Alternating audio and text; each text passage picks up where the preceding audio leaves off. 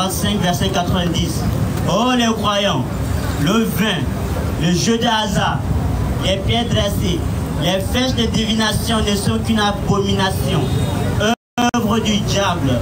Écartez-vous-en afin que vous réussissiez. Voilà, si le verset qui interdit les jeux de hasard, les flèches de divination, les pierres dressées, etc., etc. Ça se trouve dans la Sourate 5, verset 90. Mais donc, le musulman qui te pose la question de savoir est-ce qu'il y a des versets qui interdisent le jeu de hasard, bien sûr qu'il y a des versets, tu lui donnes la Sourate 5, verset 90. C'est fini, il n'y a pas d'autres questions? Ok, merci beaucoup. S'il y a quelqu'un dans la foule qui veut poser une question aussi, peut venir directement au micro, Inch'Allah.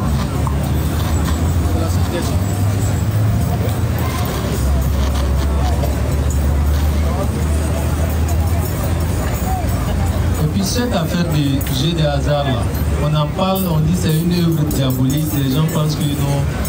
Ça là, ça s'est passé devant moi-même. À mon lieu de travail, il y a des gens qui se promènent pour les tickets grattants, les tickets qu'on gratte là. Bon. Vas-y. Salam alaikum. Wa alaikum salam. Ça, j'aimerais savoir une sourate que je ne comprends pas. Allons-y. Quand Allah dit, j'ai envoyé des prophètes à toutes les nations. Quand je venais voir, en Afrique, il y a eu seulement que l'Égypte qui a reçu la visite des prophètes.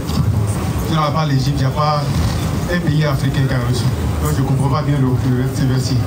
Ok. Je crois que ce verset se trouve dans la Sourate 14 Allah, et puis aussi dans la Sourate 11. Allah dit que nous avons envoyé dans chaque communauté un messager. Allah dit dans chaque communauté. Mais Allah dit dans le Coran qu'il y a des messagers dont nous avons donné des noms, nous avons cité les noms. Il y a des messagers que nous n'avons pas cité les noms et nous n'avons pas parlé d'eux. Allah dit dans chaque communauté il y a eu un messager. Et le messager là, il peut être soit un griot, il peut être soit un avertisseur, il peut être tout. Mais quand Allah dit dans chaque communauté, il a envoyé un messager, il n'y a pas de débat. Dans chaque communauté, il a envoyé un messager. Il y a des messagers qu'il a cité des noms et il y a des messagers qui n'a pas cité des noms. Je ne sais pas si tu comprends. Ce n'est pas parce que le nom d'un messager n'est pas cité dans une contrée que la contrée n'a pas eu de messager. Toutes les communautés ont reçu de la part de Dieu un envoyé, quelqu'un pour parler de sa part. Que ce soit en Afrique ou quel que soit partout dans le monde, chacun de nous, chaque pays a eu, chaque contrée a eu quelqu'un qui est venu les interpeller sur l'existence d'un seul Dieu unique dépourvu de toute idée idolâtre et polythéiste. Ça c'est clair. Donc quand le Coran le témoigne, le Coran ne fait pas la liste de tous les prophètes, mais le Coran a cité quelques-uns, je crois 25 dans le Coran. Et dans la science islamique, on dit qu'il y a 124 000 prophètes et 313 messagers. Donc ça veut dire que dans chaque communauté, il y a eu des communautés qui sont venus. Si Allah n'a pas fait mention de ces personnes, cela ne veut pas dire qu'ils ne sont pas venus. Et ce n'est pas qu'en Égypte seulement qu'il y a eu des gens qui sont venus parler de la part de Dieu. Dans toutes les communautés, il y a eu des gens. Mais il y a d'autres que Dieu a mentionné. Je ne sais pas si tu comprends. Voilà. Si Dieu n'a pas mentionné les noms de certains, cela ne veut pas dire qu'ils ne sont pas venus parce que Dieu n'a pas mentionné les noms. Je ne sais pas si tu comprends. Voilà. Donc le verset, il est authentique. Le verset, il est clair.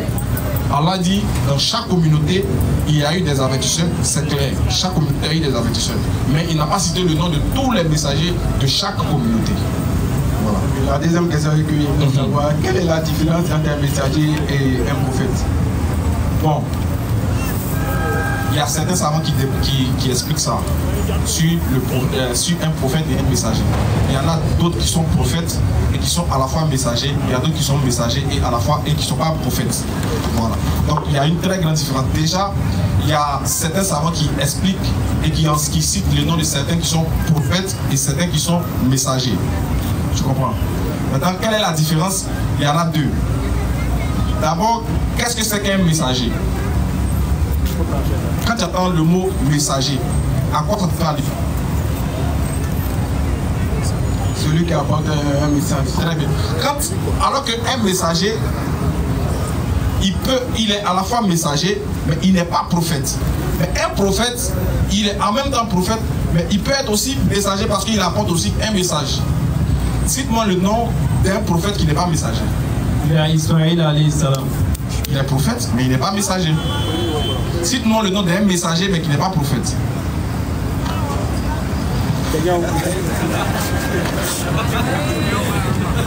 Bon, je récapitule. Hein? Il y a eu 124 000 prophètes et 313 messagers. Tous les messagers sont des prophètes, mais tous les prophètes ne sont pas messagers. Voilà. Ok? On a inversé un peu la. Voilà. Tous les prophètes ne sont pas forcément des messagers, mais tous les messagers sont des prophètes. Tu vois? Et parmi ces 124 000 prophètes-là, de ceux-là, Allah a tiré 313 messagers. Donc le premier messager est Noé, mais le premier prophète est Adam alayhi salam. Adam, il n'a été envoyé qu'à ses enfants, parce qu'à cette époque, la terre n'était pas peuplée. Et il n'y avait pas de communauté à qui il devait transmettre son message. Donc, le messager, quand il vient avec une nouvelle loi de prescription et de recommandations, et il vient tirer son peuple des ténèbres vers la lumière. Donc, après le départ du messager, et le genre humain, ou bien la terre se retourne à la dépravation, les gens commencent à adorer des idoles, c'est les prophètes maintenant Allah envoie pour recadrer les êtres humains vers le chemin droit, mais en fonction de la loi du messager antérieur. Mais lui ne vient pas avec une nouvelle loi, ni un livre révélé. Mais lui il vient recadrer et puis annoncer le nouveau prophète le nouveau messager ou prophète à venir. Tu as compris? Voilà dans la bonne compréhension. C'est bon? Je vais te donner aussi un exemple. Regarde dans le Coran, Allah il cite par exemple dans la sourate 3, verset 183 ou 184. Tu vas voir qu'Allah va faire mention, il va citer certains qui sont messagers et certains qui sont, il va citer les prophètes. Il va détailler d'autres. Dans certains versets, il dit lui là était un messager, dans certains prophètes, et dans certains versets, il dit lui là était un prophète. Même dans la sourate 19, ça détruit. Voilà. Maintenant, le problème c'est que la différence de ces, que ce soit la différence entre un messager et un prophète, le problème c'est que tous cela, les prophètes et les messagers, ont un même but. Ont tous un même but. Faire sortir les gens des ténèbres à la lumière de par un message principal que Dieu les a inculqué à chacun. Quand tu vas lire dans la sourate 18 et dans la sourate 19, à partir du premier verset, Allah va nous dire qu'il n'a envoyé aucun messager à qui il est dit point de divinité à part moi et adorez-moi donc. Donc le message central de ces 124 000 prophètes et de ces 313 messagers qui sont tous venus de la part de Dieu transmettent un seul et unique message. Le but de leur envoi, c'est d'amener d'une manière ou d'une autre le peuple à croire en Allah sans l'associer avec tout quoi que ce soit. Voilà ce qu'on peut retenir du message central de tout l'envoi de ces prophètes. Et pourquoi Dieu envoie ces prophètes? Allah dit dans le Coran, fais le rappel quand le rappel est profitable au croyant. Donc Dieu vient par ses messagers rappeler les humains qui vivent sur terre dans toute ignorance à comprendre et à se rappeler que peu importe les circonstances, peu importe le temps qu'ils dureront sur cette terre, ils reviendront vers le Seigneur qui va juger ce sur quoi ils s'opposaient. Voilà un peu le message central qu'on doit comprendre. Dernière question. Vas-y. J'ai dit parce que j'étais ici le dernier qui a parlé il dit que quand il y a deux messagers qui viennent ensemble, le ministère du premier s'arrête et l'autre continue. Maintenant, ce que je n'ai pas compris est qu'au temps d'Ibrahim alayhi salam et Lut, il y a eu deux messagers en même temps. Vas-y, à ce moment-là, il y a eu le ministère d'un prophète qui s'est arrêté. Non. Vas-y. Non, pas du tout. Hein? Peut-être tu as dû mal comprendre ce qu'il a dit, ou bien quand deux prophètes ou bien deux messagers se trouvent qui sont contemporains, cela ne veut pas dire que le message de l'autre doit s'arrêter pour suivre le message de l'autre. Ce n'est pas possible, car ils ne sont même pas envoyés à un même peuple. Hein? Lut a été envoyé au peuple de... le nom m'échappe là. Sodome et Gomorrhe. Donc, ce n'était pas le même peuple. Alors qu'Abraham était de l'autre côté. Même Moussa alayhi salam était accompagné de son frère Haron et ils avaient pratiquement le même but même. allez enlever les Israélites du joug de l'esclavage et les envoyer sur la terre bénite et dire à Pharaon là, Anatullah Ali, qu'il n'est pas Dieu, qu'il abdique à cette prononciation. Ça, c'est un premier point. Tu vois? Moussa et puis Chouaïb aussi ont été contemporains. Seul le prophète Mohammed, au moment où les âmes étaient auprès d'Allah, tous les âmes des prophètes et des messagers, Allah a fait jurer ou bien a fait prendre l'engagement à tous les prophètes et messagers que quand le prophète Mohammed sallallahu alayhi wa sallam viendra trouver un prophète ou un messager en train de faire son ministère, tu abdiques à ton ministère et tu te rallies à lui et vous transmettez le message de l'islam ensemble. Et le problème, pour ajouter sur ce que mon frère a dit, c'est que dans l'envoi des messagers, qu'ils soient 2 ou 3 ou plusieurs ou un, le problème est simple. Il peut y avoir un prophète qui vient et qui annonce la venue d'un autre, ou qui prépare la venue d'un autre. Quand celui-ci vient, les contemporains de celui qui était là avant l'autre ont l'obligation de suivre celui qui est là. Pourquoi? Parce que de toutes les façons, c'est le même message qu'il transmet, mais lui, il va venir dans une autre dimension que le précédent n'avait pas. Par contre, dans le cas de Moïse, comme mon frère a cité, Moïse il avait un problème de langage. Voilà pourquoi il va faire un doigt à Allah de lui donner quelqu'un qui pourra parler mieux à sa place. Et Allah va faire comment on appelle ça, de son frère son second, celui qui va le succéder dans la parole, qui va l'aider à pouvoir argumenter en face de Pharaon. Donc il sera, comme on va dire, son adjoint. C'était le droit qu'il avait fait spécialement parce que lui il avait un problème de langage. C'était quelqu'un qui bégayait. Oui. Donc du coup, voilà pourquoi il fait une prière pour que Dieu lui octroie quelqu'un pour l'aider. Voilà. Maintenant, pour finir sur le développement de mon frère, pour dire que le prophète Muhammad alayhi salam, si déjà il y a eu un premier messager, un premier prophète, forcément, si on doit suivre la chaîne, il doit avoir forcément un dernier. Alors, quand le dernier doit venir, Dieu prépare le terrain à ce que, dans la sourate 5, à partir du verset 12 à 15, de sorte que quand lui, il arrive, tous ceux, et puis aussi dans la sourate 5, le verset 44 à 45, tous ceux qui étaient précédemment avant son arrivée, quand lui il arrive, il prédomine sur ceux, parce que lui il vient pour montrer la forme parfaite, définitive et universelle de l'adoration de Dieu qu'il avait transmis à ses contemporains avant lui. Non. Voilà un peu la venue des prophètes et des messagers sur la terre. Claire. Si la prochaine question rapidement, Inch'Allah. Monsieur Eric,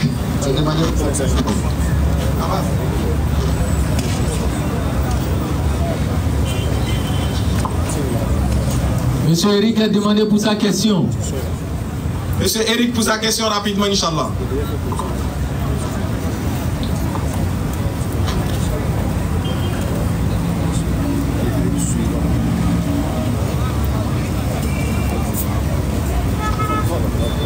Bonsoir, monsieur Eric. Ouais, bonsoir, frère. Quelle est votre question? Bon, j'ai pas de question en tant que telle. D'accord. Juste des préoccupations. Allons-y pour vos préoccupations. Ok, bon, avant de commencer, je ne suis pas musulman. D'accord. Je ne suis pas musulman, je suis chrétien. Voilà. Donc, c'est par rapport à certaines choses que je ne comprends pas que c'est devenu que je suis chrétien. On va essayer. Tout ce qui tourne autour de Dieu, ça me rapporte, je viens écouter pour en tirer des enseignements. D'accord. Bon, il y a une situation là, c'est pourquoi je suis venu ce soir pour que je me mette là-dessus. D'accord. Dans mon parcours scolaire, j'ai connu une camarade qui était musulmane, avec qui j'ai sympathisé, on s'aimait très bien. Puis j'ai voulu aller jusqu'au bout avec elle. Elle aussi elle était partante. Elle m'a demandé comment on allait croiser ses parents pour essayer de me. Et quand je suis parti, quand les parents ont su que j'étais musulman, ils ont catégoriquement. Chrétien? Et chrétien, pardon, ils ont catégoriquement opposé un refus. Pourtant, la religion musulmane, bon, à ma connaissance, c'est une religion qui. Pareil que la religion chrétienne. Donc là, je n'ai pas compris un peu pourquoi est-ce que c'est passé comme ça. Vraiment, ce matin, on communique, mais je n'arrive pas à l'approcher parce que les parents ont dit que je suis chrétien, donc c'est pas la peine de continuer la question. Donc jusqu'à présent, il y a le gourmet, elle est toujours là. Bon, c'est quelqu'un que j'ai aimé, vraiment, c'est vraiment beaucoup apporté. Maintenant, le seul blocage là, c'est la religion. Pourtant, la religion même prône l'amour. Normalement. Voilà. C'est ce que je n'arrive pas à comprendre. comment deux personnes qui s'aiment à cause de la religion ils peuvent pas être ensemble. Donc vraiment, je n'arrive pas. Jusqu'à présent, tu penses à ça? Donc, je vais un peu. Pourquoi? Il y a pour mon frère. Bon, je vais t'expliquer. Peut-être qu'il va au moins diminuer le taux du gourmet. Ouais. Je vais t'expliquer. C'est normal. La question que tu poses, franchement, elle est légitime. On comprend. C'est vrai que ça, on rigole un peu, mais la question que tu poses, c'est vrai. Ça fait beaucoup parler. Parce qu'il y a beaucoup qui se posent la question, mais comment les musulmans et les chrétiennes n'arrivent pas à se marier compte tenu de la religion? Alors que la religion est censée prôner la paix, l'amour, l'entente, etc. Bien. Vous savez, en religion, il n'y a pas de passion. En tout cas pour nous, notre religion, qui est l'islam, c'est une religion qui est pragmatique, qui est simple, qui est ferme, mais qui n'est pas fermée. Qu'est-ce que ça veut dire? C'est que nous, en islam, on n'est pas venu de nous-mêmes. C'est Dieu qui nous a créés. Et ce Dieu-là connaît mieux ce qui se passe dans notre cœur. Il dit dans le Coran qu'il sait ce qui se cache dans nos poitrines, bien que notre bouche dise le contraire. Donc, il est mieux placé pour savoir, et il savait très bien que, en créant la terre, il allait avoir des gens qui allaient tomber amoureux. Voilà pourquoi il répond dans le Coran en disant: si ton Seigneur avait voulu, il allait faire de toute la terre des croyants. Nous ne t'avons pas envoyé pour que tu sois un bourreau pour eux, pour que tu les contraignes à accepter ta religion. Donc Dieu dans le Coran montre que la diversité d'opinions, la diversité de pensées, la diversité d'adoration, la diversité de religion, c'est lui qui a accepté. C'est parce qu'il a voulu. S'il ne voulait pas, tout le monde sur la terre allait devenir musulman. Bien. Partant de ce fait, on comprend dorénavant que Dieu est connaisseur de toutes choses. Mais ce Dieu-là, qui n'est pas un Dieu de désordre, dans son adoration, et parmi ceux qui ont décidé de le suivre, il a établi ce qu'on appelle des principes, des critères qui font que les personnes-là sont identifiées et identifiables en sa personne. Ouais. Et il va nous donner un code de vie qui va démontrer qu'on est vraiment des croyants. Et parmi ces codes, il y a le fait que les croyants doivent se marier entre eux. Pourquoi? Parce qu'il y en a dans le Coran. Le prophète reçoit la révélation disant, Allah dit au prophète, il faut ordonner aux croyants de faire de sorte que les enfants, eux et les enfants, ne soient pas du combustible de l'enfer. Il dit, protège, ordonne à ta famille la salat, la prière. Voilà pourquoi en islam, dès que ton enfant commence à atteindre l'âge, à un certain âge, on commence à lui apprendre à prier. Donc ça veut dire, le Coran dit au prophète et nous dit de protéger notre personne et notre famille du feu de l'enfer. Très bien. Se basant sur ce principe, c'est que si je dois ordonner à ma famille la salat, si je dois protéger ma famille du feu de l'enfer, c'est que cette famille-là et moi, nous formons un. Voilà pourquoi dans un verset, tu vas comprendre biblique qui dit: l'homme quittera son père et sa mère et s'attachera à sa femme, les deux formeront une seule chair. Mais quand tu arrives dans le foyer, ce n'est pas une seule chair, tu vois. Ils sont deux, le troisième c'est un bébé. Qu'est-ce que ça veut dire? Ça veut dire en religion, le chrétien et le musulman divergent. Ils ont des points de convergence, certains points de convergence, mais ils ont un point de divergence qui fait que ils ne peuvent pas s'unir. Parce que l'union de deux croyants là, c'est quelque chose qui est scellé, qui est accepté, qui est agréé de la part de Dieu. Donc, si on n'adore pas le même Dieu, comment on peut prétendre s'unir, nous deux, au nom de ce Dieu-là, au nom des deux dieux qu'on n'adore pas, ou du moins que l'autre n'adore pas, ou bien au nom de ce Dieu-là que l'autre n'adore pas, je vais dire ça comme ça. Parce que pour le chrétien, le véritable Dieu qu'on doit adorer, ce n'est pas celui que les musulmans adorent. Jusqu'à preuve du contraire, ils croient que le Dieu qu'on doit adorer là, ce n'est pas Allah. Pour le musulman, il a aussi carré dans sa tête et convaincu à 100% que le Dieu qu'on doit adorer, en tout cas, ce n'est pas le fils d'une femme qu'on appelle Marie. Voilà, sur ce côté-là. Comment on peut prétendre s'aimer, s'unir, alors que quand on s'aime, c'est pour le meilleur et pour le pire, et on aimerait retrouver notre femme dans l'au-delà. Parce que quand tu aimes ta femme là, et puis tu l'épouses là, tu veux qu'après ta mort, Dieu te donne un endroit où vous allez vous reposer en paix. Cet endroit là, c'est le paradis, n'est-ce pas mon frère? Alors tu parlais dans le micro pour confirmer. Très bien. Mais si déjà, dans le cœur du chrétien, il sait que si sa femme meurt, avec son voile, son seridaga, son tapis de prière, ses gnomis et ses baka, elle va en enfer sans embouteillage. Bon, la femme aussi, qui dit qu'elle aime son mari, elle sait que si son mari meurt, dans le fait de croire que Dieu est venu sur la terre, passant par le ventre d'une femme qu'on appelle Marie, il a travaillé, il a fait des miracles, on l'a attrapé, on l'a chicoté, on l'a mis sur la croix, il est mort, son sang a coulé. Celui qui ne croit pas en son sang rédempteur ne sera pas sauvé. Que toute personne qui croit ça est perdue. Et s'il meurt, il va en enfer. Comment vous pouvez prétendre vous aimer étant sur terre?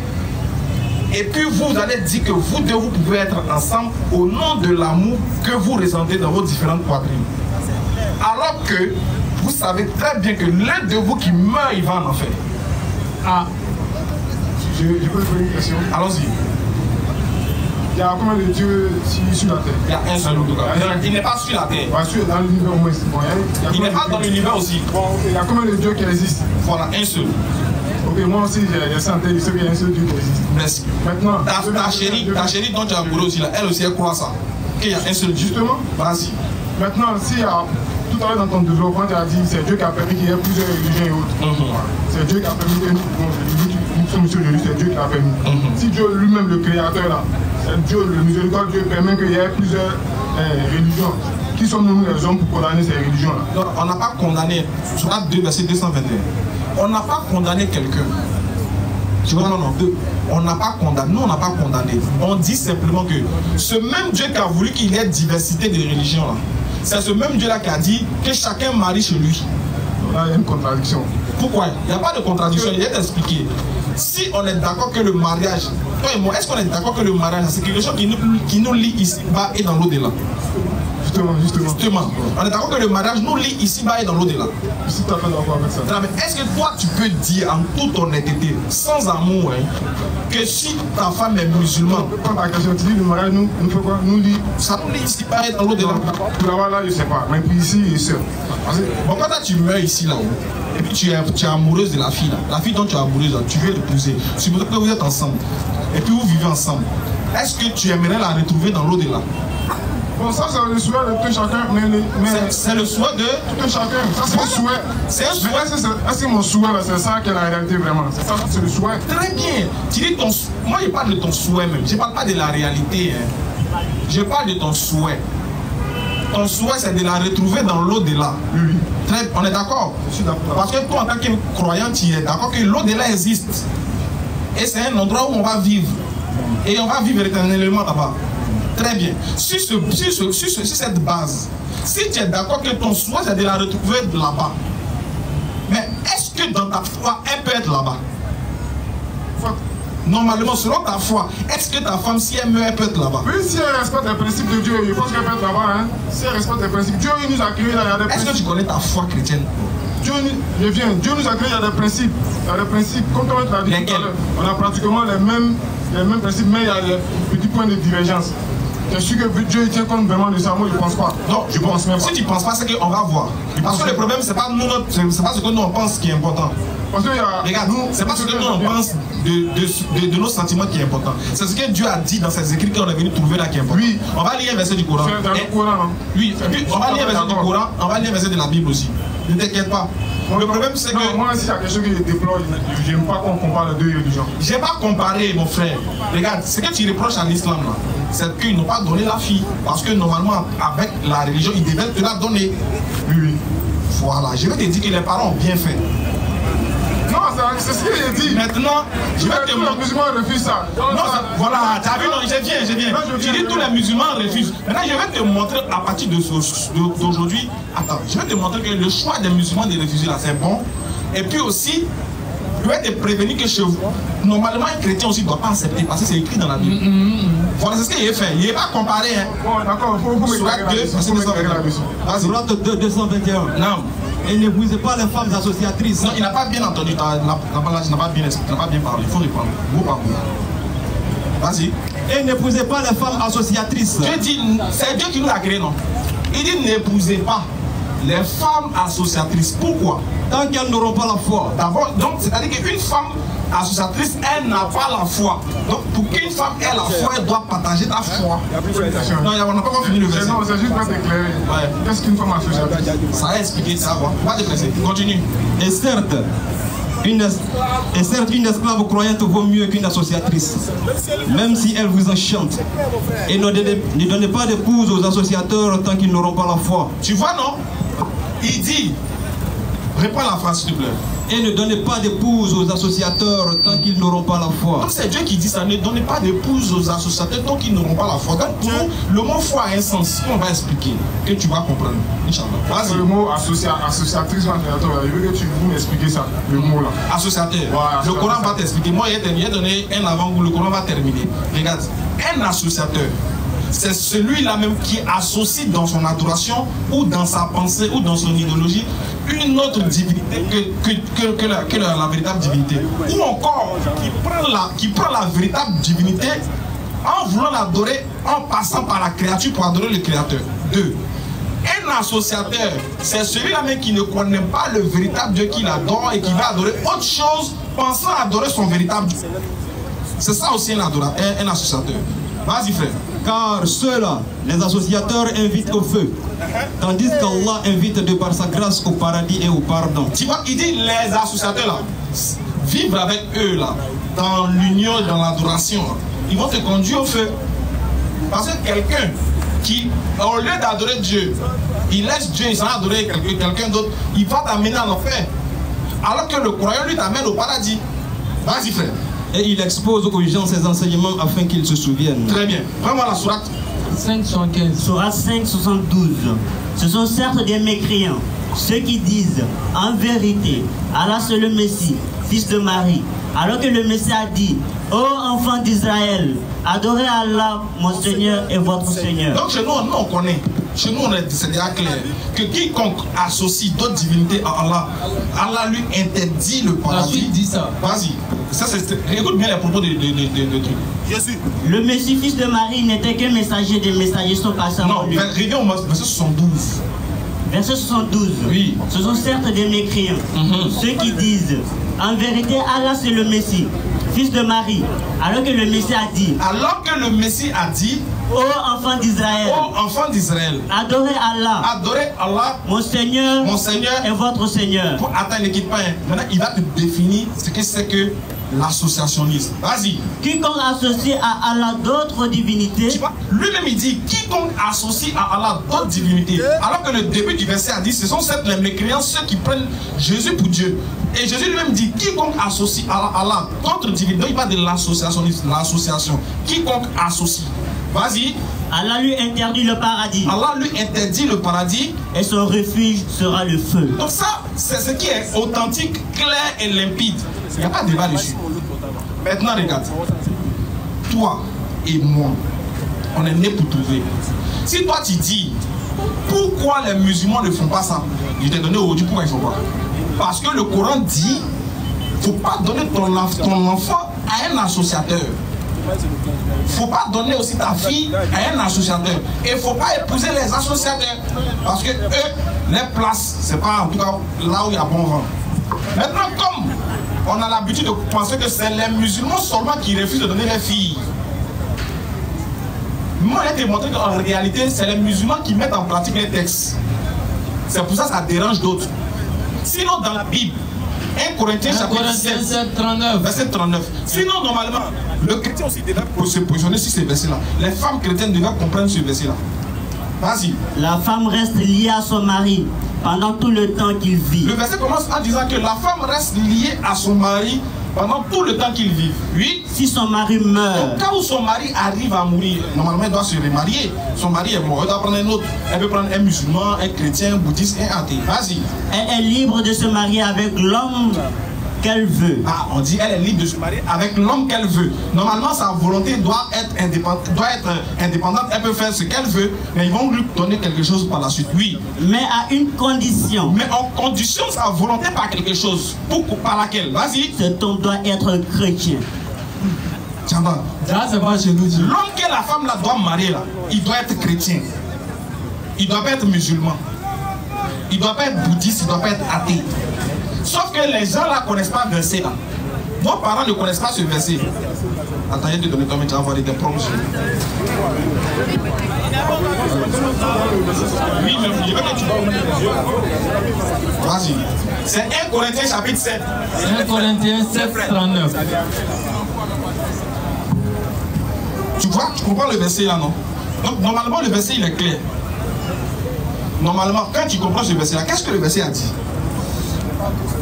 Tu as vu, voilà pourquoi il est voulu te faire. Je répète, je vais te faire voir. Comme il faut voir, il faut pas. Souvent, il sera pourquoi quand on vous donne les versets bibliques, vous vous gênez.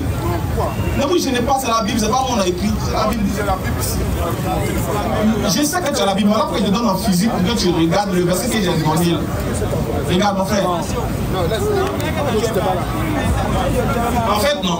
J'ai l'impression que vous nous prenez pour des gens qui. Vous n'avez pas confiance en nous. Hein. Moi, ben, il te donne Bible physique, tu refuses. Tu préfères ce qu'il y a dans le téléphone. Numérique et physique, même. Qu'est-ce qu'il y a? Il faut prendre ce qu'il y a dans le téléphone. Il faut nous dire. 1 Corinthiens chapitre 7, verset 39. Il faut lire. 1 Corinthiens 7, 39.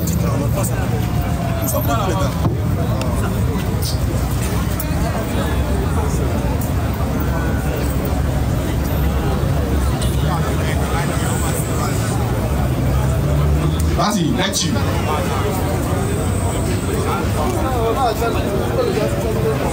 Là-dessus, les gens vont entendre. Une femme est liée aussi longtemps à son mari pendant tout le temps qu'elle vit.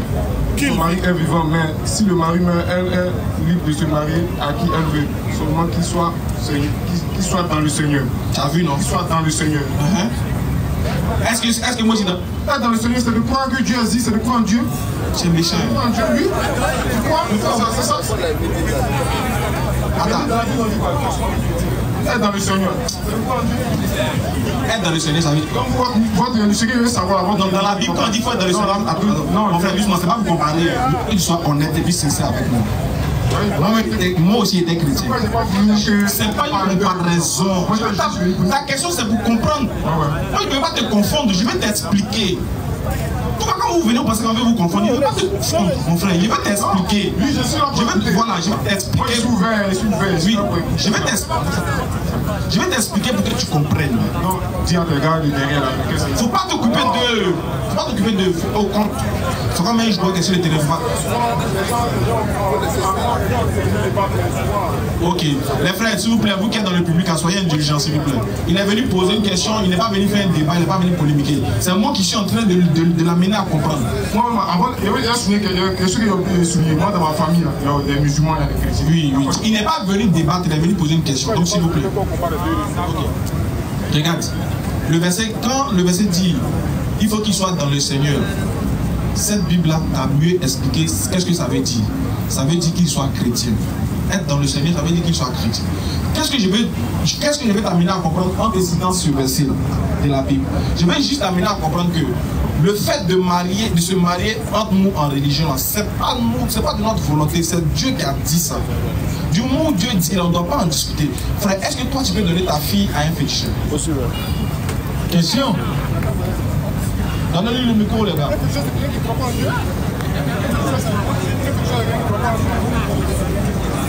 Tu vois un peu, non? Oui, il essaie. Oui. Est-ce que tu peux donner ta fille? Comment tu dis féticheur? C'est pas maman? Féticheur a une croyance. Est-ce que il croit pas en Dieu? Attends, je viens. Il croit pas en Dieu. Je viens. On est d'accord sur ça. Attends, on est d'accord. Un féticheur, il ne croit pas en Dieu. Tu ne peux pas lui donner ta fille. On est d'accord. Maintenant, si ta fille dit ne crois pas, je l'aime. Et après moi, me concernant, un féticheur ne croit pas en Dieu. Mais si j'essaie, moi aussi d'accord avec toi, il ne croit pas en Dieu. Si ma fille a tué quelqu'un, peut-être qu'elle est musulman ou une autre religion, non, je viens, je prends un exemple. Non, ma question là, est-ce que si ta fille dit qu'elle veut épouser un quelqu'un qui croit en Dieu, il n'y a pas de problème. Et un féticheur? Là, il y a un problème. Tu as refusé, non? Là, il y a un problème. Maintenant, tu refuses pourquoi? Parce qu'il ne croit pas en Dieu. Maintenant, et si ta fille dit, malgré ça, je l'aime. Parce que toi là, ton souci c'est que tu aimes la fille. Comment il ne peut pas bénir cette relation? Donc, ce qui veut dire que l'amour seulement ne suffit. Ouais. Je suis pas d'accord avec ça. Donc l'amour seulement ne suffit pas. La question que j'ai posée là, j'ai dit, non je viens, la question qu'il a posée au départ, il dit, moi ce que je sais que l'islam est une religion qui prône l'amour. Je sais. Une religion qui rassemble. Dans le même principe que la religion chrétienne. Mais pourquoi cette opposition? C'est ça que je suis en train de t'expliquer pour te dire. Chez nous en islam, on ne peut pas donner une fille à un chrétien. Pourquoi? Parce que Dieu, c'est pas nous. C'est pas le même Dieu qu'on prie alors. Je t'explique, c'est pas le même Dieu. Donc il faut des convisions, c'est le même Dieu. Je viens. Mais tu ne me laisses pas m'expliquer. Comment tu vas comprendre? Je veux t'expliquer que non. En fait, le fait que les parents l'ont refusé là, c'est pas eux. Faut pas les blâmer eux. C'est pas eux. C'est ce que Dieu a dit qu'ils ont appliqué. Dieu dit, tu ne peux pas donner ta fille à quelqu'un qui est un associateur. Pour nous là. L'associateur, vous ne m'avez pas donné des définitions. On t'a dit sur la compréhension. Je vais faire simple. Attendez. Tu n'as pas donné de définition correcte. Attends, correct. Oui, le mot, il n'y a pas du mot. Attends, je vais t'aider. C'est pourquoi je n'ai pas voulu tout à l'heure. Le mot associateur, il m'a posé la question là-dessus. Je vais t'expliquer. Je vais t'aider à comprendre. Tu dis qu'on a le même Dieu. Mais Dieu il est unique. C'est le même Dieu que tout le monde a pris. D'accord, je vais de plusieurs manières, c'est tout. Dieu est unique. Ce Dieu là, c'est qui? Il s'appelle comment? Dieu s'est révélé à l'humanité de plusieurs façons. Le Dieu qu'on prie à. Toi, en tant que chrétien, là, le Dieu que tu as il s'appelle comment? Dieu, c'est Dieu. Dieu n'a pas de nom. Dieu est Dieu. Dis la vérité, Dieu il est Dieu. Non, Dieu il est Dieu. Quand tu vas à l'église, là. Dieu il est Dieu. Je sais. Dieu il s'appelle comment? Je sais. Quand tu vas à l'église, là, enfin, quand tu vas à l'église et puis tu fais tes prières, tu fais tes prières au nom de quel Dieu? Au nom de Dieu, il est pris au nom de Dieu, il adresse ma prière à Dieu.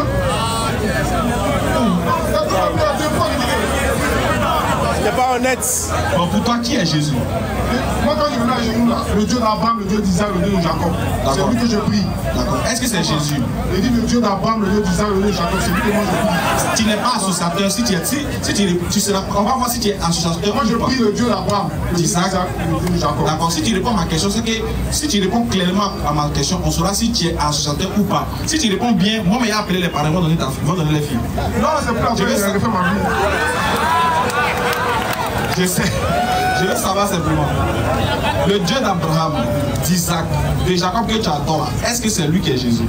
Non, il ne faut pas me poser cette question. C'est là que associateur, si tu voulais comprendre le sens du mot associateur, c'est là que ça va venir. Pourquoi? Parce que le mot associateur là, ce n'est pas une insulte. C'est un état de fait. Enfin, c'est un fait. C'est-à-dire, ce n'est pas une insulte. Si tu donnes, tu ne peux pas répondre, tu ne veux pas, tu peux, mais tu veux répondre. Tu ne veux pas me répondre pourquoi? Parce que tu sais très bien que la réponse. Non, je ne sais pas pourquoi tu peux te dire que non, je sais. Je ne sais pas, il faut te répondre là-dessus. Je sais, tu peux pas répondre.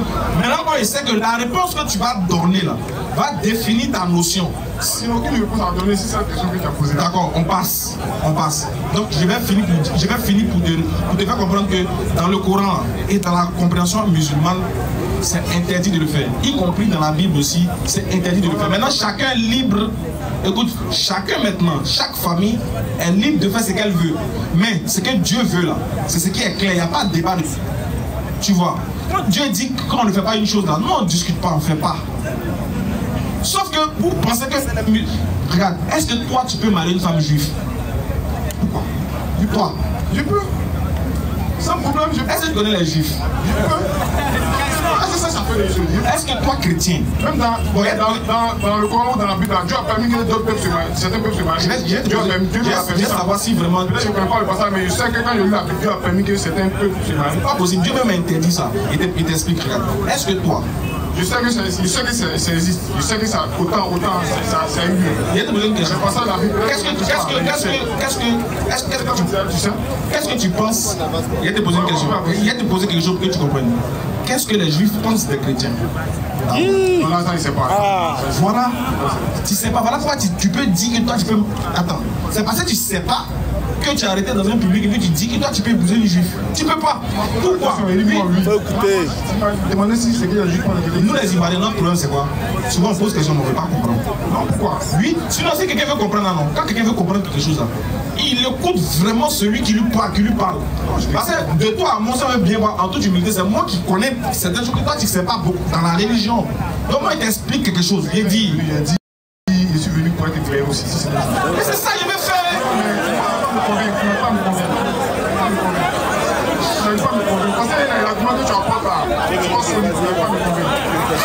Mon but c'est pas de te convaincre, tu dis tu veux comprendre.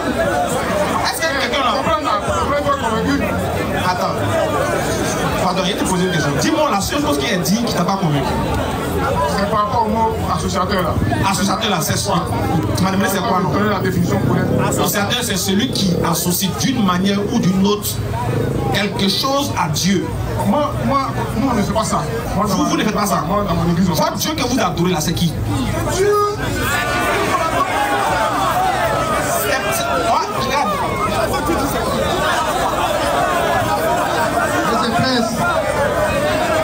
Monsieur Prince a demandé pour sa question.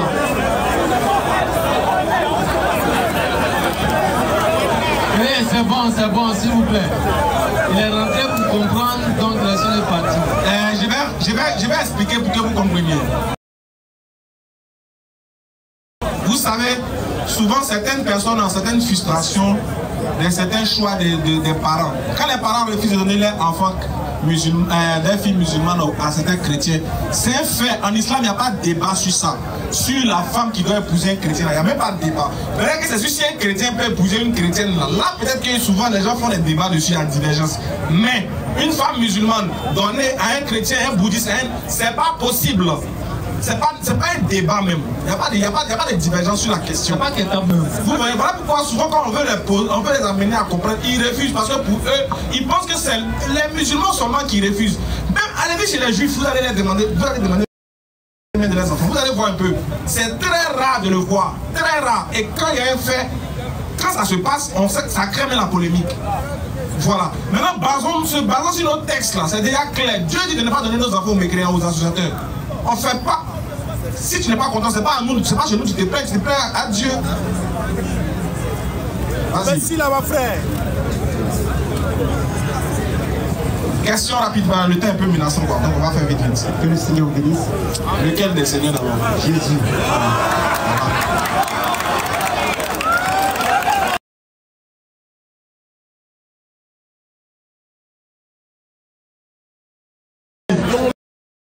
Oui. Que Jésus nous bénisse. Ok, vas-y. Je l'écris sur un fils de Jésus-Christ, donc c'est son nom que je prêche. Amen. Mais je ne suis pas là pour un débat sur ce sujet-là. Je suis venu vous poser quelques questions. Si Dieu permet un jour pour le débat, sinon. Amen. On va faire le débat avec plaisir et avec tout le respect qu'il faut. Amen. Merci beaucoup. Bon, je vous ai entendu parler. Ma première question, ma première occupation, vous prononcez le nom de Allah pour dire non, Allah est Dieu, Allah est Dieu. Et en parlant ainsi, vous prononcez aussi le nom de Dieu, Dieu. Ça va sortir de Dieu. Donc je vais vous poser la question. Le mot Allah là, est sorti en quelle année? Sa question.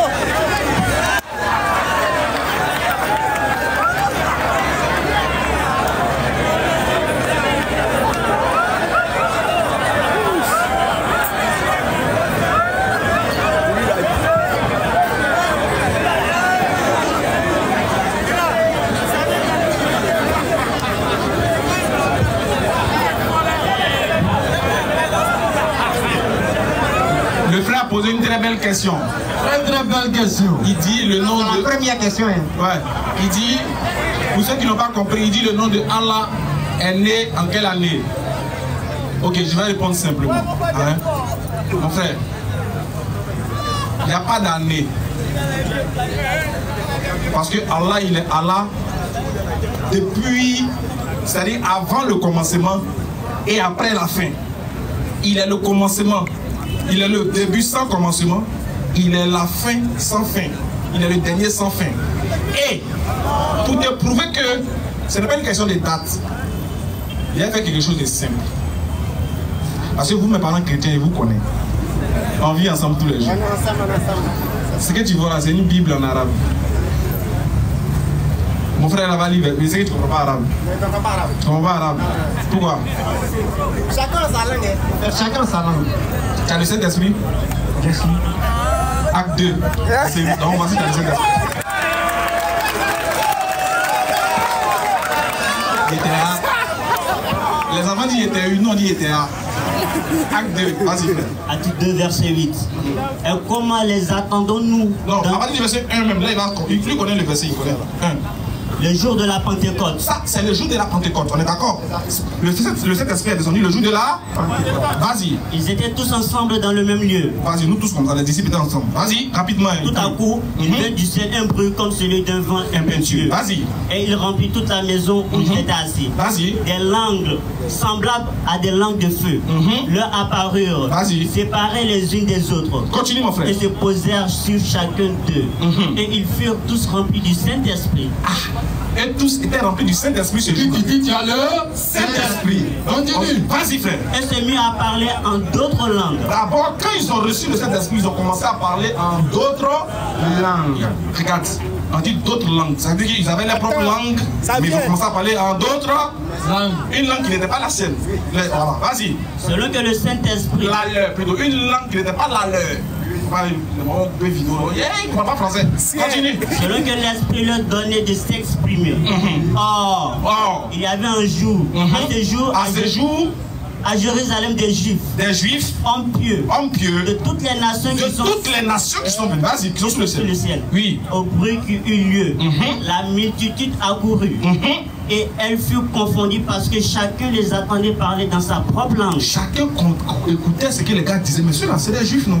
Comment ils commencent à parler dans d'autres langues? Comment on comprend? Vas-y. Ils étaient tous dans l'étonnement et la surprise. Ils se disaient les uns aux autres. Oui. Voici. Ces gens qui parlent ne sont-ils pas tous galiléens? Mais c'est des gars de Galilée là, non? Comment ils commencent à parler dans d'autres langues et puis on comprend? Vas-y. Et comment les attendons-nous dans notre propre langue? On les entend, ils parlent et puis on entend dans notre propre langue. Vas-y. À chacun dans notre langue maternelle. Et ils vont citer les langues là, vas-y. Oui. Parthes. Médès, Élamites, ceux qui habitent la Mésopotamie. Même ceux qui étaient en Mésopotamie comprenaient ce qu'ils disaient. Vas-y. La Judée, la Cappadoce. Ceux qui étaient en Cappadoce aussi, les gars parlaient et puis les gars comprenaient. Vas-y. Le pont. Ceux qui étaient aussi sous le pont aussi comprenaient ce que les gars disaient. Vas-y. L'Asie. Oui. La Phrygie. Même en Phrygie aussi, les gens comprenaient. La Pamphylie. Ils ont parlé aussi comme ça, vas-y. L'Égypte. Ils ont parlé même en égyptien. En Égypte, ils ont parlé en hiéroglyphe. Je ne sais pas ce que tu mélangeais là-bas, ils ont compris. Vas-y. Le territoire de la Libye voisine. Même ceux qui étaient du territoire de la Libye voisine comprenaient ce que les apôtres disaient. Oui. Le territoire de la Libye voisine de Cyrène. Et ceux qui sont venus de Rome. Oui. Même ceux qui de Rome aussi comprenaient ce qu'ils disent. Oui, frère. Juifs et prosélytes. Même les prosélytes aussi qui adhéraient à la foi juive ont compris ce qu'ils disaient. Vas-y, frère. Crétois et arabes. Ils ont dit aussi en arabe. Ils ont parlé en arabe. Très bien. Moi, c'est le mot là qui m'intéresse. Arabe. Donc, mon frère, normalement, si tu as le Saint-Esprit, tu dois comprendre l'arabe. Maintenant, si tu ne comprends pas l'arabe, c'est que toi, ton Saint-Esprit, là, c'est version 2025. Voilà, parce que maintenant, comme toi, tu ne comprends pas l'arabe, moi, mon frère qui est là, lui parle bien l'arabe. Il a le Saint-Esprit tropicalisé. Il a parlé, de te montrer l'année là, comme tu as parlé d'année là. Donc, ce qu'il y a dans ma main, c'est une Bible en arabe. Une Bible en arabe. Très bien. On va les demander, on va lire le premier verset de la Bible en arabe. Genèse chapitre 1, verset 1. Lecture. Il faut attraper ça, il ne faut pas dire attrape et puis lis. Je vais lui montrer après. Amen. Amen. Verset que tu as pris dans le livre là. Quand ils étaient dans la chambre haute là, il n'y avait pas une seule personne, n'est-ce pas? Ils étaient beaucoup. Donc, les langues diffèrent, n'est-ce pas? Oui. Voilà, donc d'autres. Ça va? Ils étaient ensemble, ils étaient beaucoup, n'est-ce pas? Le Saint-Esprit s'est manifesté sur eux. Donc chacun parlait, mais ils n'ont pas dit que c'était juste une personne. Donc toi, tu n'es pas de ceux qui parlaient arabe là. L'autre peut parler, ils ont cité les langues là. Donc l'autre peut parler arabe. Ça c'est vrai. Par exemple, Paul, j'ai dit Paul encore, Pierre lui parle arabe. Il peut parler arabe. Et puis, Philippe peut parler Mésopotamie là. Voilà, c'est comme ça. Donc toi, c'est ce qui est vrai. Maintenant toi là, dans toutes les langues, tu choisis quelle? Toi le Saint-Esprit t'amène à parler quoi? Je ne suis pas venu poser cette question. Comme tu as voulu montrer qu'ils sont voilà, comme tu as voulu montrer que c'est parce qu'ils sont beaucoup, donc chacun parlait dans les langues. Donc je voulais savoir, toi ton Saint-Esprit là peut t'animer à parler lesquelles des langues qu'ils ont parlé là. Une. Si l'occasion arrive, je le ferai. J'espère que ce n'est pas les ribochés là. Non. Ok. At-Takwin al-Awwal, Genèse 1. Genèse 1. Fil bad'i, Il dit au commencement, khalaqallahu as-samawati wal ard. Allah créa les cieux et la terre. Question que l'on se pose. Comment, en quelle année les chrétiens arabes ont su que Dieu s'appelle Allah? Question. C'est rentré. En quelle année? C'est la question que je vais te poser. Ah, bon. Nous devons s'associer. On va aller demander aux chrétiens arabes là. C'est en quelle année ils ont mis Allah là? C'est en quelle année ils ont su que Dieu veut dire Dieu s'appelle Allah? C'est en quelle année? Prochaine question. Non, c'est pas où. Quand les chrétiens arabes vont répondre, les musulmans aussi ont donné leur réponse. Ah, d'accord. C'est une question, on peut lui poser l'interrogation parce que. Voilà, nous on ne connaît pas l'année. Nous on dit qu'il est le commencement de toutes choses. Donc là, depuis, avant même que toi tu existes, là, lui s'appelle Allah. Voilà. Maintenant, si toi tu connais, tu as une date, tu nous dis, on peut faire anniversaire de ça. Il n'y a pas de problème. Ça, c'est pour l'information. Vas-y. Deuxième question. Vous parlez toujours que Mahomet. On ne le connaît pas, c'est Mohamed. Mohamed. Voilà. D'accord. Il peut sauver quelqu'un. La question, comment est-ce qu'il peut sauver quelqu'un selon le Coran? Surat 14, verset 1. Verset là, si c'est sauvé là, c'est un zouzouawa dans le Coran. Donc, assez bas de sauver des saluts chez nous. Nous, on ne sait même pas quelle version on prend. C'est un verset comme ça. Surat 14, verset 1. Écoute ce que le Coran dit. Surat 14, verset 1. Oui. Alif. Lam. Ra. Vas-y. Voici un livre que nous avons fait descendre sur toi. C'est que quand le Coran parle là-bas, il est trop éloquent. C'est que Allah dit, voici un livre que nous avons fait descendre sur toi, Mohammed. Vas-y. Afin que par la permission de leur Seigneur. Afin que par la permission de leur Seigneur. Donc toi, tu es venu avec ce livre, la transmission du Coran, ta mission sur terre là. C'est afin que par la permission de Dieu, tu fasses quoi, oui? Tu fasses sortir les gens des ténèbres vers la lumière. Aïe, aïe. Oh. Lui, il fait sortir les gens des ténèbres. Voilà comment il nous sauve. On est dans le noir, dans les ténèbres, dans le péché, dans l'idolâtrie, dans l'adoration d'un Dieu blanc, dans l'adoration des rivières, dans l'adoration d'un Dieu qui a l'eau toilette, qui a mangé, qui a dormi, dans l'adoration d'un Dieu qu'ils ont fouetté à la croix. Il dit, sortez de là. On est sorti pour venir à la lumière. Voilà comment il nous a sauvés. Attaque bien. Le capitaine. C'est quoi? T'as dit mon nom. Vous m'encouragez au fait. Voilà.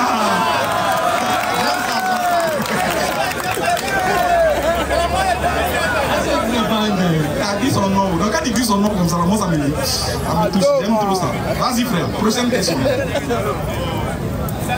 La première question, vous n'avez pas pu donner de dimension parce que vous avez lu là, vous avez dit que Allah a fait descendre le livre, n'est-ce pas? En fait descendre sur Muhammad. Afin qu'il nous fasse sortir des ténèbres à la lumière. Des ténèbres à la lumière. Maintenant bon, je dis, est-ce que, on parle du salut au fait, hein? Est-ce que dans le Coran, tu peux montrer un passage, tu peux conduire quelqu'un au salut? Ça n'a pas suffi. Ça n'a pas suffi. Non, ça ne m'a pas suffi. Surat 46, ça ne me convainc pas encore. verset 13. Ça ne me convainc pas Surat encore. 43, 68 à 70. Il y a des bombardés des versets. Ça n'a pas suffi. Ok. Ceux qui disent. Regarde, voilà comment regarde le prophète Muhammad. Il vient, il est en train de faire sa mission. Et puis regarde comment, regarde ce qu'il va faire aux musulmans. Ceux qui disent. Il s'arrête devant eux et puis il dit, ceux qui disent. Notre Seigneur est Allah. Regarde. Et qui ensuite. Ah, petit moulot moulot. Il dit doucement. Il dit, ceux qui disent, notre Seigneur est Allah. Regarde son affirmation. C'est que là, il s'apprête à faire quelque chose. Il dit, celui parmi vous qui dit que son Seigneur est Allah. Levez les mains. Regardez, nous tous en direct. Regardez, mon frère, je te logique un verset comme ça, regarde. Le verset comme ça, là, regarde. Le verset là, le verset ça, là, regarde. Le verset là, ça nous quand le coup ça, regarde. Voilà. Il dit ceux qui disent le Seigneur est Allah. Et puis il continue. Vas-y. Et qui se tiennent aussi sur le droit chemin. Il dit ensuite là, ceux qui ont dit que le Seigneur est Allah. Et puis ensuite ils ont décidé de marcher dans le droit chemin de ça. Ils ne vont pas à gauche, ils ne vont pas à droite. Allah est mon Seigneur. Mon Seigneur, problème arrive. Allah est mon Seigneur. Maladie, Allah est mon Seigneur. Tout. Allah est mon Seigneur, il est dedans. Et ceux qui disent Allah est notre Seigneur, oui. Et qui se tiennent sur le droit chemin. Et ils se tiennent sur le droit chemin. Et puis les gars qui parlent au musulman, il a dit ça, oui. Ils ne doivent avoir aucune crainte. Il dit n'ayez pas peur. Mais aucune crainte. Quand mon roi venir vous trafiquer. Mais aucune crainte. Oui. Et ne seront point affligés. Il dit vous ne serez point affligés, vous n'aurez point d'amertume après votre mort. Quand vous mourrez comme ça là. Continue. Ceux-là. Ceux qui ont dit que le Seigneur est Allah là. Ceux-là sont les gens du paradis. Continue. Oh mes serviteurs. Allah dit, oh mes serviteurs, ceux qui se reconnaissent en tant que serviteurs d'Allah, les mains. Oh mes serviteurs. Vous ne devez avoir aucune crainte aujourd'hui. Vous avez peur pourquoi? Dès que tu meurs direct, vous ne devez avoir aucune crainte aujourd'hui. Oui. Vous ne serez point affligés. Tu ne seras pas affligé. N'aie pas peur, n'aie aucune crainte. Dis tout doucement, continue. Ceux qui croient en nos signes et sont musulmans. Ceux qui croient en nos signes, en plus ils sont musulmans. Non, ils sont chrétiens. Ils sont athées. Musulmans. Ils sont fétichistes, ça. Musulmans. Ils sont musulmans et se soumettent à la volonté de leur créateur. Entrez au paradis. Non, vous rentrerez. Entrez au paradis. Non, vous allez rentrer après. Entrez au paradis. Entrez. Rentrez maintenant au paradis. Vous et vos épouses. C'est pas toi, hein. Toi, tes épouses. Vous y serez fêtés. On va te fêter là-bas. Célébration. Vous serez, nous on va au paradis. Ça c'est écrit dans le Coran. Nous, on n'a pas là. Quand tu cherches, nous. Attends. On a dit nous les mariés surtout. On a dit pour nous, hein. Si tu as trouvé un verset comme ça dans la Bible, tu le baptises.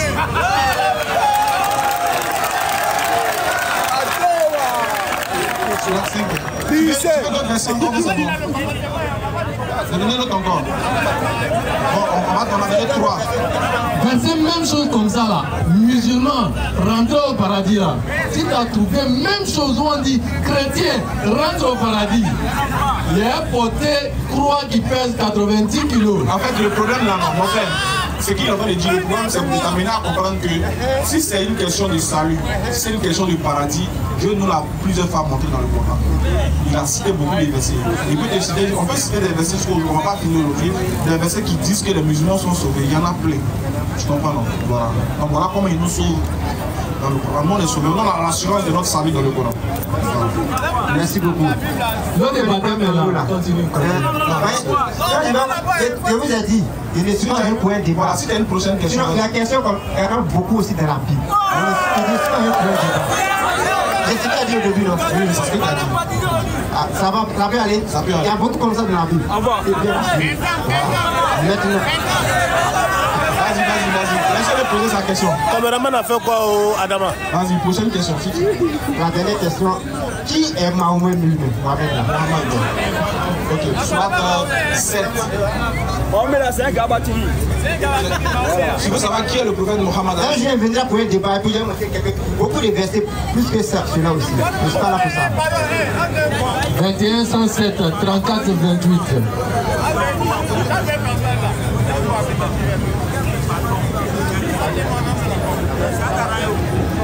Sourate 21, verset 107. Nous ne t'avons envoyé qu'en miséricorde pour l'univers. Allah dit, celui que tu appelles Mahomet là, c'est pas son nom. Nous on ne le reconnaît pas.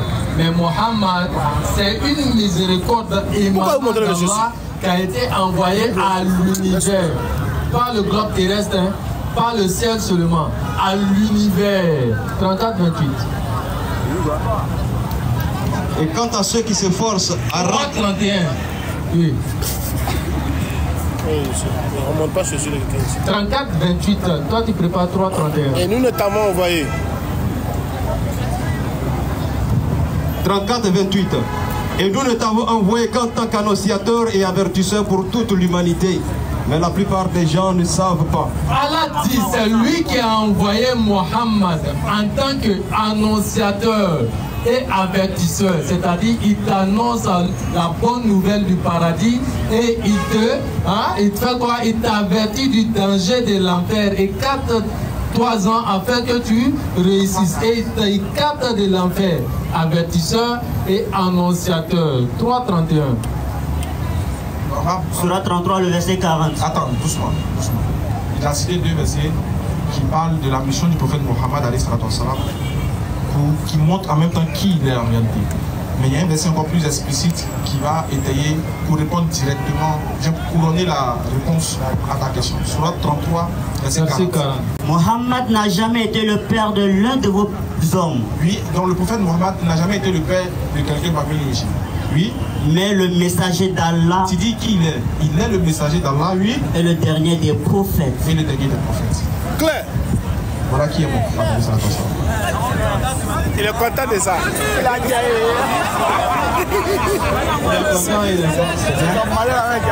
Ok, maintenant aussi, on a une question. Nous, on a une seule question à te poser. Surtout, moi, j'ai une question à te poser. C'est dans la Bible. On va lire. Hein? C'est bon? Ok. Luc 2, 46. Hey!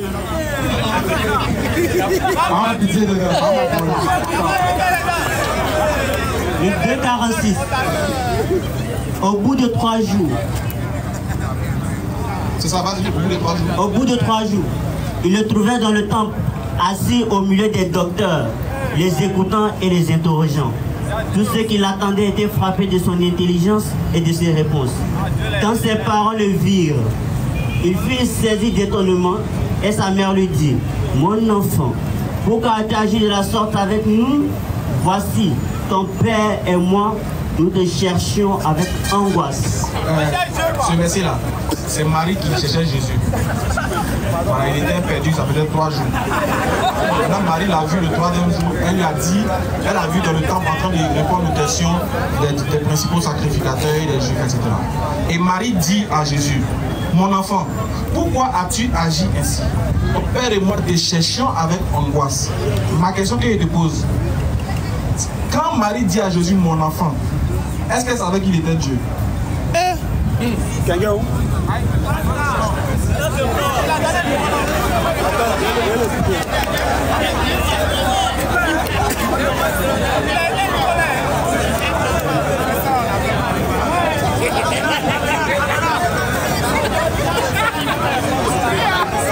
On entend le Saint-Esprit. Ah, calmez-vous. Est-ce que Marie savait que... Quand elle appelait Jésus mon enfant, pourquoi tu fais ça? Ton père et moi on te cherche depuis ça fait 3 jours, on ne te voit pas. Avec angoisse, c'est-à-dire on est angoissé, on te cherche, tu nous as fait de la peine. Au moment où elle disait ça à Jésus là, est-ce qu'elle savait qu'il était Dieu? Oui, elle savait. Ah, calmez-vous. Ok. Quand Marie disait à Jésus, mon enfant, pourquoi as-tu agi ainsi? Elle savait qu'il était Dieu. Oui. D'accord. Si elle savait qu'il était Dieu, pourquoi elle le cherchait pendant 3 jours? Merci beaucoup. Jean, Dieu est perdu quoi? Faut pas répondre. Même verset qu'il a lu où il est arrêté. Continue et tu vas voir ce qu'il est. Le Seigneur il va répondre aussi. Je connais la réponse. Je ne parle pas de la réponse de Jésus. Je n'ai pas dit Jésus n'a pas répondu. J'ai dit elle, Marie. Quand elle disait ça, est-ce qu'elle savait? Tu dis oui, elle savait. Oui, elle sait. Elle savait qu'il était Dieu. Donc elle cherchait qui pendant 3 jours? Faut faire sortir. Si je t'ai dit qu'elle cherchait, elle savait qu'elle cherchait Dieu. Mais elle va se dire, ça Dieu cherche.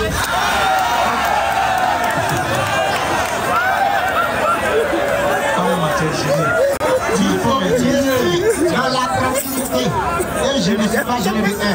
Quand Marie disait oui à Jésus, oui, Pendant 3 jours, on te cherche. On te cherchait. Ah bon, enfin, on te cherche avec angoisse. Oui. Ça fait 3 jours que Jésus a disparu. Et lui ne croit pas. Tu dis que la femme qui connaît Dieu, Marie était la servante de Dieu avant d'être enceinte de Jésus. Oui. Elle était enceinte de Jésus. Elle savait que c'est Dieu qui était dans son ventre. Oui. Et le 6e jour, ils l'ont circoncis. Le 8e jour, ils l'ont circoncis. Elle savait que c'est Dieu. Ils ont donné de couper son truc. Après ça, elle sait très bien que Dieu est omniscient. Elle sait très bien que Dieu, d'après vous, il est omniprésent, il est omnipotent. Elle connaît les caractéristiques, les attributs de Dieu. Pourquoi elle peut le chercher pendant 3 jours? Avec angoisse. Ça veut dire que là, elle demandait aux gens, dans la Bible, là, dans le verset précédent, là, quand elle voit quelqu'un dit, vous n'avez pas vu mon enfant, il était mort, il a les cheveux longs, ses yeux sont bleus de façon. Ça veut dire qu'elle cherche l'enfant avec angoisse, c'est-à-dire qu'elle est angoissée. Comment elle peut chercher Dieu? Elle peut chercher Dieu avec angoisse, sachant qu'il ne peut pas se perdre. C'est pas lui qui est Dieu. Mon frère, c'est lui qui est Dieu, non? C'est lui qui a créé les cieux et la terre, non? Oui. C'est lui-même qui a créé Marie, non? Oui. Ah, c'est lui-même qui a créé Marie. Lui-même, il sait où Marie se trouve. Il sait où Marie se trouvait. Il savait que Marie le cherchait. Oui. Maintenant, la pauvre Marie qui savait que Dieu la sait où il se trouve. Et elle-même, elle sait qu'il ne peut pas se perdre. Pourquoi elle le cherche, sachant qu'il ne peut pas se perdre?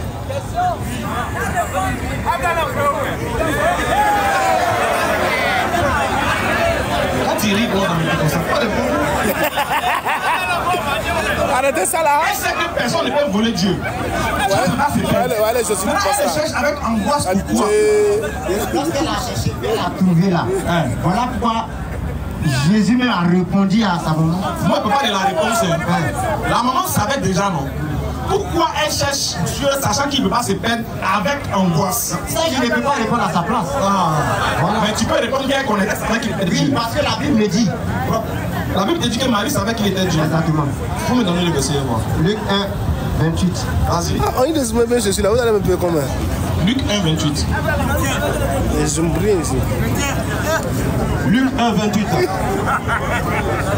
Oui, vas-y. L'ange entra chez elle et dit, je te salue, toi à qui une grâce a été faite. Le Seigneur est avec toi. Troublée par cette parole, Marie se demandait ce que pouvait signifier une telle salutation. L'ange lui dit, ne crains point, Marie, car tu as trouvé grâce devant Dieu. Et voici, tu deviendras enceinte et tu enfanteras un fils et tu lui donneras le nom de Jésus. Il sera grand et sera appelé fils du Très-Haut. Et le Seigneur Dieu lui donnera le trône de David son père. Amen. Amen. Ça va très bien. La mission de est-ce que toi ça va? Merci beaucoup. Si ça n'allait pas, je n'allais pas monter ce verset-là. Parce que ça va de ce verset, il te demande si ça va. Oui, bien sûr. Dieu ça demande si ça va. Nous, en tout cas, ça va. Moi, ça va. Actuellement, on sait que ma fille est où? Ça va. Moi, je sais que Toi qui as donné le verset là, et que tu dis que ce verset là veut montrer que Marie savait qu'il était Dieu là, est-ce que ça va? ça va. Donc, il faut nous montrer. Où est la partie qui te fait croire qu'elle savait qu'il était Dieu? Où est la partie là? Relisez le verset 28. Voilà, l'ange entra chez elle et dit, l'ange est rentré chez Marie et puis il dit à Marie, oui, je te salue. Je te salue. Toi à qui une grâce a été faite. Toi à qui une grâce a été faite, oui. Le Seigneur est avec toi. Le Seigneur est avec toi. Troublé par cette parole. On dit les troublés, là, ils peur par la parole que l'ange a dit, oui. Marie se demandait ce que pouvait signifier une telle salutation. Mais c'est quelle salutation ça? Oui. L'ange lui dit. L'ange l'a rassuré maintenant, il lui dit. Ne crains point. Faut pas avoir peur. Marie. Marie. Car tu as trouvé grâce devant Dieu. Maman. Faut pas avoir peur. Dieu est content de toi. Dieu n'était pas encore dans son ventre. Elle n'était pas encore enceinte. Qu'est-ce que c'est? L'ange lui dit, Dieu est content de toi. Il t'a fait une grâce. Oui. Et voici. Voici. Tu deviendras enceinte. Tu seras enceinte. Tu entends? L'ange dit à Marie, Dieu il est content de toi. Il va te rendre enceinte. Oui. Et tu enfanteras un fils. Tu auras un fils. Et tu lui donneras le nom de Jésus. Tu vas l'appeler Josué. Oui. Il sera grand. Il sera grand. Il sera appelé fils du Très-Haut. Et puis on va l'appeler le fils du Très-Haut. C'est Dieu qui est en train de dire ça. C'est l'ange qui a envoyé Dieu pour dire ça. Il n'est pas encore dans le ventre là. Vas-y. Et le Seigneur Dieu lui donnera le trône de David son père. Et puis l'ange dit à Marie, ton enfant là, Dieu va lui donner le trône de David. Où est la partie là? Où est la partie où elle a cru que l'ange le Dieu qui va lui donner le trône de David, c'est le Dieu lui-même là qui est le fils. Continue. Il a poussé en pouce. Il régnera sur la maison de Jacob éternellement et son père n'aura point de fin. Vas-y. Marie dit à l'ange. Marie dit à l'ange. Comment cela se fera-t-il? Ça se passe comment? Oui. Puisque je ne connais point d'homme. Marie sait que pour avoir un fils, il faut aller vers qui? Un homme. Donc elle sait très bien que normalement lui qui a venu de son ventre là, quels que soient les moyens, c'est qui? C'est un être humain, non? Hein? Est-ce que pour avoir Dieu, il faut aller vers un homme? Question. Hein? Fais la lecture, continue. L'ange lui répondit, le Saint-Esprit viendra sur toi. le Saint-Esprit viendra sur toi. Et la puissance du Très-Haut te couvrira de son ombre. La puissance de Dieu va te couvrir de son ombre, oui. C'est pourquoi le Saint-Enfant qui naîtra, Le bébé là, qui va naître là, le saint bébé qui va naître là, sera appelé Fils de Dieu. il sera appelé fils de Dieu parce que c'est le Dieu qui va te couvrir de son ombre. Tu auras cet enfant sans rapport sexuel. Toi, en 2025, tu n'étais pas là-bas, hein, on te raconte l'histoire. Malgré ça, tu dis que la pauvre femme qui a vu l'ange, l'ange lui dit que c'est Dieu qui m'a envoyé. Toi, tu dis non. Le Dieu qui a envoyé l'ange là a dit à l'ange là qu'il faut te préparer. Il faut lui dire que moi-même, il vient dans son ventre. Il rit. Voilà. Il est fort. Dieu nous a fini. Il est fort. C'est là votre question. C'est la réponse, c'est là. Ça va. Bon, on va comme ça. Ça va. Parce que Marie savait. Quand tu as lu là, la conversation s'est passée un petit petit. Entre Marie et l'ange. Voilà. Qui a envoyé l'ange là? L'enfant qui était dans son ventre, Marie était rassurée que cet enfant n'était pas un autre public.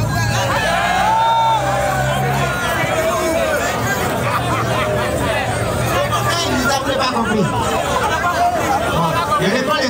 Bon, attends, il y a un dernier verset. Regardez bien ce qui va se passer. Il y a un dernier verset. Toute la Dernière question, puis c'est fini. Deutéronome 21, s'il vous plaît. Voici ça. Verset 22.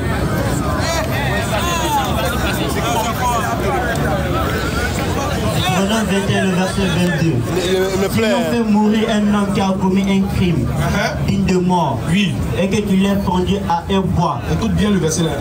son cadavre ne passera point la nuit sur le bois, mais tu l'enterras le jour même. Vas-y. Car celui qui est pendu est un objet de malédiction. La Bible dit, celui qu'on met sur la croix là, il est un objet de malédiction. Soulève le micro un peu. Est-ce que c'est vrai? Ce que la Bible a dit, c'est vrai. Amen. Amen. Merci. Acte. Et pardon, Galates Demain, elle va plus 3:13. rentrer ici. Demain, elle va plus venir ici. Galates 3, le verset 13.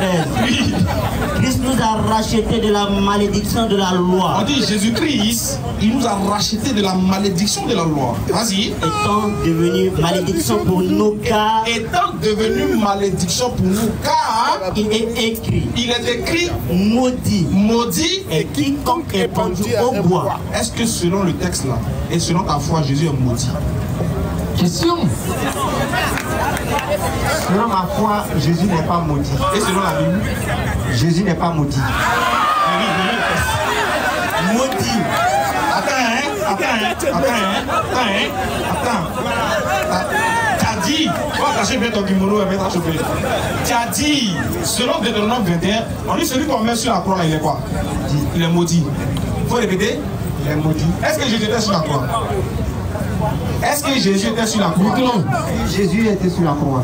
Est-ce que selon le texte, celui qui est sur la croix est maudit? Selon le texte.